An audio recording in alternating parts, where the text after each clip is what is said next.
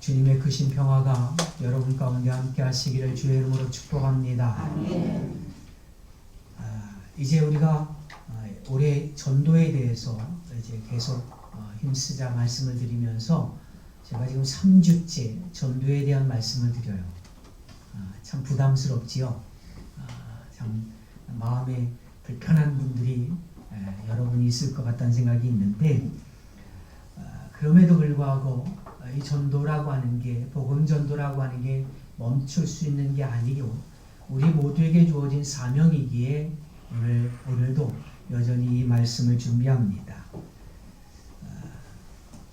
교회의 지체라면 누구라도 교회의 부흥을 원하지요. 교회의 부흥이 또한 성도의 전도를 통해서 이루어진다는 것도 누구나 잘 알고 있어요. 부흥을 원하는데 그 부흥은 어떻게 일어나냐면 성도들이 전도를 통해서 나타난다는 거예요. 그러면 부흥을 당연히 원하는 성도들이 전도해야 되는 게 당연하잖아요. 근데 현실은 그렇지 못해요. 전도 얘기가 나오면 좀 불편해지고 좀 안 들었으면 하는 마음도 생기는 거죠. 이 전도하지 못하는 이유를 굳이 들으려고 하면 아마 어렵다고 생각하기 때문에 못하는 것 같아요. 초면에 막 길 가는 사람한테 예수 믿으라고, 예수 믿고 천국 가라고 그렇게 말하는 것이 쉽지 않잖아요. 어떠다가 용기 한번 내서 전도를 한다고 해도 그 다음에는 거절에 대한 두려움이 우리에게 있어요. 전도지를 주고 말을 막 건네다 보면 예수 믿으라고 막 전했는데 그 사람이 아주 단번에 거절해버리고 나를 무시하면 그 무한한 마음 때문에 두 번 다시 전도를 못해요. 초면이 아닌 경우에, 지인인 경우에는 조금 그런 마음은 좀 덜하겠지요. 편안하게 다가갈 수 있는데 이때도 염려라고 하는 게 전도를 막아요. 내가 전도했는데 정말 그동안 친하게 지낸 이 사람한테 내가 전도했는데 그 사람이 거절하면 그러면 얼마나 어색한 관계가 될까? 이런 걸 먼저 염려를 해요. 그래서 우리가 전도를 못해요. 물론 상대가 기독교에 대해서 강한 거부감을 갖고 있다면 더 전도하기 어렵겠죠. 그래서 전도하는 입장에서 보면 상대에게 뭘 보답해야 된다라고 하는 그런 심리적인 부담감이 생기면 전도가 어려워지는 거예요.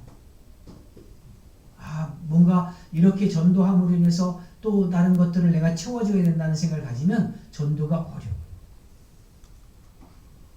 상대가 초면이면 초면이라서 어렵고 또 구면이면 구면이라서 어렵고, 그러면 내가 복음을 전할 수 있는 사람은 아무도 없는 거예요. 세상에 나보고 나 제발 좀 교회로 데려가 달라고 그렇게 말하는 사람은 정말 거의 없어요. 혹가다 그런 사람이 있기도 하더라고. 그런데 그거는 정말 10,000명 중에 1명 있을까 말까, 10만 명 중에 1명 있을까 말까 한 그런 간증거리지 그런 경우는 거의 없어요. 그러다 보니까 결국은 평생 전도 1명 못하는 거죠. 이게 남 이야기가 아니고 우리의 이야기예요. 우리가 전도하지 못하게 되는 그 이유 중에 그렇게 전도하지 못하는 사람들이 갖는 공통점이 하나 있는데요. 그게 뭐냐면 손해보지 못하겠다는 마음이 공통적으로 있어요. 부담의 거절, 부담이 있죠. 거절에 대한 두려움이 있어요. 그러면서까지 부담과 두려움을 가지고까지 내가 전도해야 되나? 이런 생각을 갖는 거예요. 이게 무슨 얘기냐면 곧 손해보지 않겠다는 마음이거든요. 내가 그 사람하고 인간관계를 나는 인간관계를 소중하게 생각하는 사람인데 내가 이 관계가 어그러질 걸 감안하면서까지 굳이 그 사람한테 내가 예수 믿으면 그 사람 난 그걸 용납하지 못하겠어 라고 생각해요. 아쉬운 소리를 해가면서까지 내가 굳이 의의 입장이 돼야 될까? 이런 마음을 갖기도 하죠. 교회 부흥 참 중요한데, 근데 성도로서 의무도 중요한데, 이런 정신적이고 육체적이고 관계적이고 물질적 손해까지 감수하면서 내가 전도해야 되나? 이런 마음이 든다는 거예요. 그게 전도자의 삶을 막는 요인이에요. 물론 조금 과장돼서 말씀드렸을 수도 있어요. 그리고 그런 마음은 어디까지나 개인적인 성향이라 그렇게 치부할 수도 있겠지요. 근데 어떤 말을 한다고 할지라도 지금까지 내가 누군가에게 복음을 전하지 못했다면, 예수 믿으라고 하는 말을 못했다면 그건 변명에 지나지 않는다는 거예요. 우리는 성경을 통해서, 그리고 우리 주변에서 평생을 전도자로 삶을 사는 사람들을 만나게 돼요. 그리고 지금도 그렇게 살고 있는 전도자들을 볼 수 있어요. 저나 여러분과 전혀 다르지 않는 똑같은 마음, 똑같은 감정을 가지고 있는 사람들인데, 우리가 갖고 있는 그런 쑥스러움과 거절의 두려움, 그 어려움들을 잘 극복하고 전도자의 삶을 살고 있어요. 어떻게 그렇게 살 수 있을까요? 무엇이 그들에게 예상되는 손해들과 맞닥뜨려지는 그 어려움을 감수하고 복음을 전하는 전도자가 되게 했을까요? 오늘 우리는 그 이유를 이 땅에서 기독교 역사 가운데 가장 최고의 전도자라고 할 수 있는 사도 바울을 통해서 찾아볼 수가 있어요. 사도 바울은 3차례에 걸쳐서 아주 어려운 전도 여행을 합니다. 목숨을 담보로 한 전도 여행이에요. 그 일을 통해서 많은 교회들이 세워졌고, 그리고 많은 제자들이 양육되어졌어요. 물론 그 가운데는 많은 육체적인 고통과 경제적인 어려움과 이런 모든 것들을 감수하는 그런 어려움도 있었어요. 그런데 바울은요, 그 모든 손해를 감수하고, 그리고 일부러 그 기쁨 가운데 그 모든 것들을 이제 안에 감추고 그런 삶을 살게 했어요. 무엇이 그렇게 했을까? 오늘 본문을 통해서 이 디모데에게 바울이 보낸 이 서신서를 보면서 2가지 이유를 찾아볼 수 있는데요. 가장 먼저 이제 우리가 살펴볼 건 뭐냐면, 바울이 전도자의 삶을 이렇게 살 수 있었던 첫 번째 이유는 그가 구원의 은혜에 대한 감격이 있었기 때문에 그래요. 오늘 우리가 본문에 읽었던 13절 말씀에 보면 뭐라고 얘기하냐면, 내가 전에는 비방자요 박해자요 폭행자였으나 그랬어요. 내가 전에는 비방자요 박해자요 폭행자였다는 거예요. 여기서 비방자라고 하는 것은 무슨 얘기냐면, 모독하고 조롱하고 상스럽게 말하는 자를 말해요. 이 바울은 예수의 이름을 모독하고 예수 믿는 자들을 조롱했고, 그리고 그들에 대해서 아주 상스러운 말을 했던 사람이에요. 또 박해자란 무슨 의미냐면 핍박하는 자지요. 핍박하는 자인데, 추적하다라고 하는 뜻도 함께 내포되어 있어요. 눈에 지금 보이는 사람들만 박해하는 게 아니라 표적을 잡고 추적해서 잡아내는 역할까지 감당했다는 거예요. 또 폭행자라고 하는 것은 폭력을 행사하고 무례하게 대우하고 힘을 남용해서 무력으로 폭력을 행사했다는 것을 말해요. 실제로 바울 되기 이전에 사울이라는 이름을 갖고 있을 때에 스데반 집사가 사람들이 돌에 맞아 죽을 때 그 현장에 있었어요. 그 죽을 때 그 죽음이 마땅하다고 생각했던 사람이에요. 사도행전 7장 58절에 보면 사람들이 스데반 집사를 돌로 칠 때에 사울에게 옷을 벗어서 그에게 맡겼다고 했어요. 이거는 스데반의 죽음에 사도 바울이 직접적으로 관여했다는 것을 말하는 거예요. 그리고 거기서 멈추지 않죠. 사울이 교회를 잔멸할세 그렇게 표현하는데, 사도행전 8장 3절에 보면 이제 잔멸할새 사람들이 있는 집에 들어가 남녀를 끌어다가 옥에 넘겼다고 그랬어요. 아주 적극적으로 쫓아 들어가서 사람들을 끌어내서 감옥에 가두는 일을 감당했다. 모욕하고 유린하고 황폐하게. 그 때문에 이 사울이라는 청년 때문에 얼마나 많은 예수 믿는 자들이 모욕을 당하고 악하게 그들을 대우했는지 몰라요. 그런 사울의 상태에 대해서 그가 주님의 제자들에 대하여 여전히 위협과 살기가 등등했다, 그렇게 성경은 말하는데요. 누가 보더라도 지금 당장이라도 살인의 행위가 벌어질 것 같은 그런 모습이 사울에게라고 하는 이 청년에게서 보였다는 거예요. 호흡마저도 살기를 띄었다는 거예요. 그런 사울이 교회와 성도에 대해서 이렇게 분을 품고 살인의 감정을 가졌던 이 청년이 이렇게 복음 전도자로 바뀌었던 이유가 뭘까요? 사울은요, 자기의 행동에 대해서 굉장한 자부심과 우월감을 가지고 있었던 청년이에요. 예수를 못 박아 십자가에 못 박게 한 대제사장과 장로들의 행동을 당연하다고 생각했던 사람이에요. 하나님에 대해서 모독한 자의 바른 처결이 십자가 위에서 일어났다고 생각했던 사람이 사울이라는 얘기죠. 그래서 예수 믿는 자들을 체포하고 교회를 잔멸하는 것, 이거는 하나님을 위한 그의 열심이 된 거예요. 누구보다도 하나님께 칭찬받아야 되겠다, 이런 마음을 가지고 그 일을 힘써했던 거죠. 이런 그의 확신과 그의 생각이 다메섹 도상에서 완전히 깨져버리죠. 다메섹에 있는 교회와 성도들을 이제 잔멸하기 위해서 다메섹으로 가던 중에 그 길 위에서 예수님을 만나요. 호련히 하늘로부터 빛이 그에게 비춰지고 그 비춰진 빛 때문에 그가 땅에 엎드려졌는데 그에게 음성이 들려오죠. 사울아, 사울아, 네가 어찌하여 나를 박해하였느냐. 사울은 자기의 이름을 부르는 이를 향해서 주여 누구시니까 하고 묻습니다.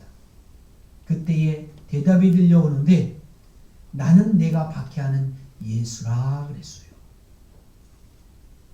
지금 이 대화의 모습들이 어떤 모습이냐면 마치 하나님께서 모세와 말씀하시는 장면과 유사해요. 모세는 하나님의 음성을 듣고 그가 하나님임을 즉각적으로 알았지요. 그와 마찬가지로 오늘 사울도 이 음성이 하나님의 음성임을 알아들었어요. 그런데 문제는 뭐냐면 이 하나님의 소리로 여겨지는 그 말의 내용이 문제가 되는 거예요. 나는 내가 핍박하는 예수라 그랬어요. 지금 이 음성이 하나님의 음성이라고 생각했는데 그 음성 속에 나는 예수다라고. 이 얘기는 무슨 얘기냐면 예수님이 대제사장들이 죽였던 예수가, 자신이 그렇게 증오했던 예수가 하나님이란 얘기예요. 정말 기절할 만큼 놀라운 일이에요. 그러면서 자기가 그동안 한 일을 생각하니까 죽을 만큼 부끄러워지는 거죠. 그리고 순간 눈이 멀어서 볼 수 없는 상태에서 사람들의 손에 이끌려 다메섹에 들어간 사울이 사흘 동안 먹지도 마시지도 못하고 보지도 못하는 상태에서 이제 수많은 생각을 하게 될 거예요. 그리고 사울 후에 아나니아라고 하는 선지자를 통해서 그가 안수할 때에 다시 보게 됐어요. 그리고 복음을 전해 듣고 세례를 받고, 그동안 사울이 자기가 진리라고 여겼던 것, 그래서 목숨 걸고 지키려고 했던 그 진리라고 하는 것이 그것이 진리가 아니었다는 사실을 알게 되는 거예요. 그리고 자기가 지금까지 하나님을 위해서 했다고 생각했던 모든 일들이 하나님을 대적하는 일이 되었다는 사실도 알게 됐어요. 모든 게 죄였다는 거죠. 자기는 의롭다고 생각했어요. 지금도 이런 일들은 비일비재하게 일어나요. 결국 사울은 자기가 죄인 중에 괴수라고 하는 것을 깨닫게 됩니다. 얼마나 울었고 얼마나 가슴을 치며 통곡했을까요? 그가 이 다메섹에서 회심한 이후에 사울이 완전히 새롭게 변합니다. 즉시로 회당에서 예수가 하나님의 아들이심을 선포하며 다니기 시작해요. 물론 그 일 때문에 유대인들이 그를 죽이기로 공모하고 밤낮으로 성문까지 지킬 만큼 그를 죽이려고 혈안이 되버려요. 그럼에도 불구하고 그는 멈추지 않아요. 목숨을 내걸고 전도자로 바뀌는 거예요. 이 시점이 3일의 기점으로 해서 완전히 바뀌는 거예요. 사울은 전도하는 일을 멈추지 않아요. 예수님은 죄인인 자신을 구원하시기 위해서 세상에 임하신 하나님의 아들이시기 때문에 자신의 죄를 구속하기 위해서 십자가에 달려 모진 고통 이겨내시고 죽음 당하신 예수님의 그 은혜를 깨달은 이후에 그의 삶은 완전히 바뀌는 거예요. 바울이 전도자의 삶을 살게 한 그 이유가 구원의 감격이라고 지금 말하고 있어요. 그러면 여러분에게는 그 구원의 감격이 없을까요? 아니에요. 분명히 여러분에게도 그 구원의 감격이 있었을 거예요. 여러분 역시 여러분 자신을 구원하기 위해서 십자가에서 죽으신 그 예수님의 십자가의 사랑과 은혜를 경험하셨을 겁니다. 그런데 왜 바울은 즉시로 예수님이 하나님의 아들이심을 많은 사람들에게 생명의 위협을 받으면서까지 전하게 됐는데 우리는 그렇게 하지 못할까요?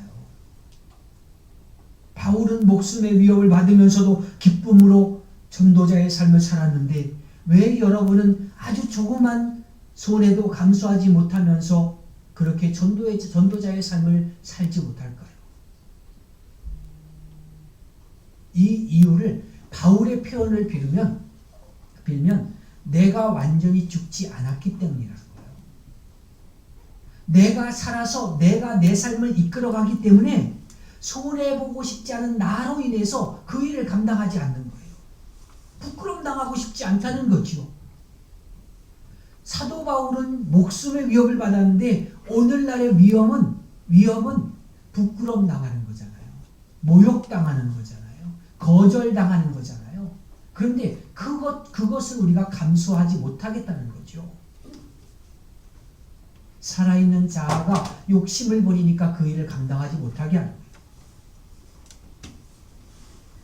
바울은요, 사실 우리가 가졌던 것보다 훨씬 더 많은 지위를 갖고 있던 사람이에요. 높은 지위도 갖고 있었고 앞으로 잘 될 수 있는 가능성이 많았던 사람이에요.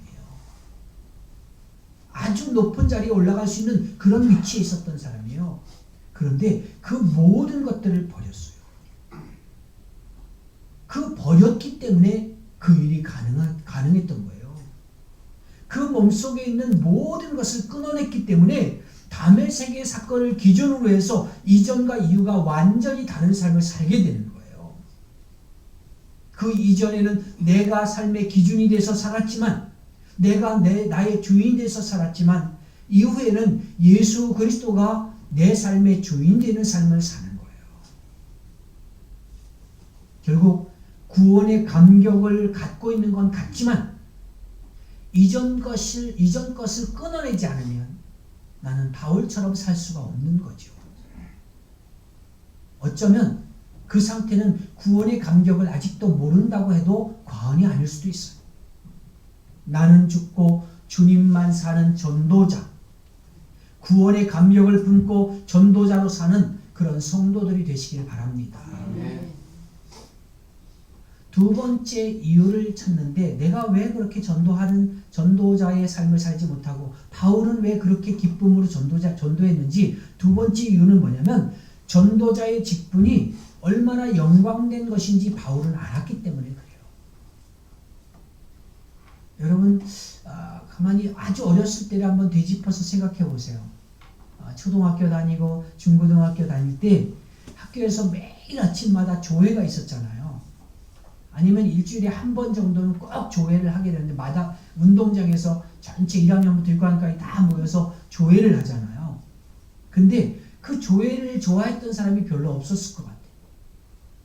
교장 선생님이 하시는 말씀은 왜 이렇게 긴지 지겹지요. 그 시간에 서 있는 것도 따분하고 힘들었을 거예요. 그런데요, 그 많은 아이들 중에 그렇지 않은 아이들도 있어요. 따분하지 않은 아이들. 누구냐면 상 받는 애들. 또는 반장이나 무슨 뭐 회장 돼가지고 교장 선생님한테 임명장 받는 그 아이들은 아마 그 자리가 지겹지 않았을 거예요. 기다려지고 좋아진 그 시간이었겠지. 그 자리가 명예가 되고 영광이 되는 자리는 좋아지는 거예요. 대통령에게서 장관과 차관의 임명장을 받는 그 자리 영광스러운 자리잖아요. 누군가로부터 영광된 직분을 임명받는 그 자리는 정말 기쁜 자리예요. 그 명예도 달라져요. 근데 오늘 바울이 오늘 본문 12절에서 이렇게 말씀합니다. 같이 한번 읽어볼까요? 12절 말씀입니다. 같이 읽습니다. 시작. 나를 능하게 하신 그리스도 예수 우리 주께 내가 감사함은 나를 충성되이 여겨 내게 직분을 맡기심이니. 아멘. 그리스도 예수께서 자신에게 복음 전도자의 직분을 맡기셨다는데 그에게 직분을 맡기신 분이 어떤 분이냐면 17절에 보니까 그분을 향해서 영원하신 왕 곧 썩지 아니하고 보이지 아니하고 홀로 하나이신 하나님이다 그랬어요. 하나님이 그에게 그 영광스러운 직분을 맡겨주셨다는 거예요. 에베소서 4장 6절에 보면 하나님도 한 분이시니 곧 만유의 아버지시라. 만유 위에 계시고 만유를 통일하시고 만유 가운데 계시도다 그랬어요.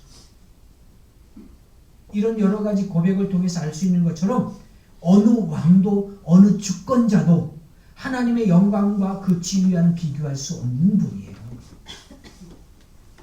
중요한 것은 바울이 자기에게 직분을 맡기신 분이 그분이라고 고백했다는 거예요.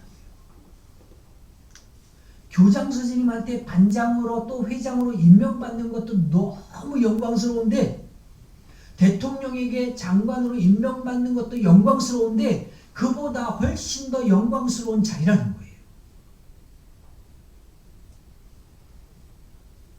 하나님께서 멸망하는 자들, 멸망 가운데 있는 자들, 또 영원히 저주 가운데 놓인 자들을 구원하시기 위해서 이제 택하신 유일한 방법이 복음이에요.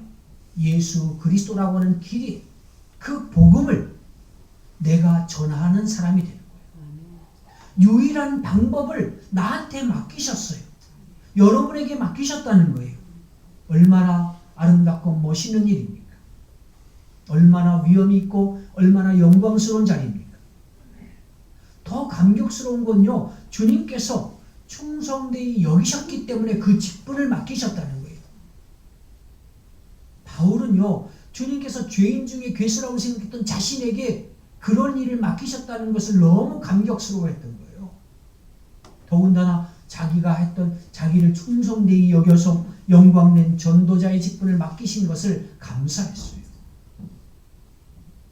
예수님이 베드로에게 고기를 낚는 어부가 아니라 사람을 낚는 어부가 되게 하겠다 말씀하시고 그를 부르셨죠. 이건 굉장히 영광된 직분이에요. 수많은 사람들이 그 복음을 몰라서 죽음, 그 영원한 생명 가운데서 멀어져 가요. 죽어져 가요. 그런데 그들을 건져내서 살릴 수 있는 일이 얼마나 중요한 일입니까? 우리가 어떤 위험한 지경에 있는 사람들을, 물속에 빠져가는 사람들을 이제 그 옆에서 그들을 건져낼 수 있는 그런 사람이라면 그 사람들이 국민적인 영웅으로 이제 칭송받는 장면을 우리는 여러 번 경험했을 거예요. 우리는 더 많은 영적으로 영원히 죽을 수밖에 없는 그들을 우리가 구원할 수 있는 이제 그런 직분을 우리에게 맡기셨다는 거예요. 이 일이 바울과 베드로에게뿐만 아니라 여러분에게도 주어졌어요. 죽은 자들을 살리는 영광스러운 직분도 맡기셨다는 거예요. 전도자는요, 결단코 지겹거나 귀찮거나 별 볼 일 없는 직임이 아니에요. 만왕의 왕이신 하나님께서 친히 임명하신 영생과 관련된 직임이기 때문에 전도자의 직분은 굉장히 중요하고 아름답고 영광스러운 자리라는 거예요. 뿐만 아니라 하나님께서는 썩지 아니하고 더럽지 않고 쇠하지 않은 유업을 있게 하실 것이라고 말씀하십니다. 그래서 사도 바울이 빌립보서 3장 14절에서 이렇게 말씀해요. 표대를 향하여 그리스도 예수 안에서 하나님이 위에서 부르신 부름의 상을 위하여 달려가노라. 이제 후로는 나를 위하여 의의 면류관이 예비되었다고 디모데후서 4장 8절에서도 고백합니다. 여러분, 바울이 그랬던 것처럼 구원의 감격을 가지고 나를 구원하신 하나님의 은혜를 감사하며 상 주시는 이심을 바라보며 주님께서 여러분에게 맡기신 그 직분을 따라서 전도자의 삶을 살기를 바라요. 교회로 모시고 오는 것까지가 어렵겠지요. 그러나 그렇지 못하더라도 예수 믿으시라고, 그래야 산다고, 그래야 복이 있다고 그렇게 전하시는 것도 영광스러운 일이에요. 혹 그가 그 복음을 받아들이지 않더라도 우리는 실망할 일이 아닙니다. 끝까지 인내하며 한 영혼을 가슴에 품고 기도하며 그에게 복음을 전하면 그들이 와요. 전하지 않는데 어찌 듣는 사람이 생기겠어요? 우리 교회로 초청하지 않는데 이 교회가 어찌 부흥하겠어요?